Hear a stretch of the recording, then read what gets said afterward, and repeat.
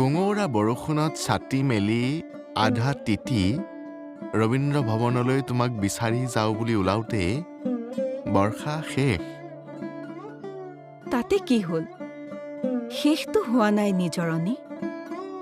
ছাল নথকা ঘৰবোৰৰ ওপৰত এখন টেকু আকাশ ৰয়হি যদি পাৰি আৰু কিছুদিনলৈ এই চহৰতে বাচি থাকিব পাৰি। তোমাৰ কবিতাত প্ৰেম পলাতক নে বন্দী? ইয়াত এতিয়া একো মনিব নোৱাৰি। মোবাইলৰ পৰ্দাৰ পৰা চকু দুটা উঘালি আনি কোনে থাপিব দূৰৰ তৰাবোৰত? অগণিত এই সময়ৰ শেষত বেলিটো হেনো নুমাব। গৱেষণাত ওলোৱা এই খবৰো এতিয়া সন্ধালনি। তথাপি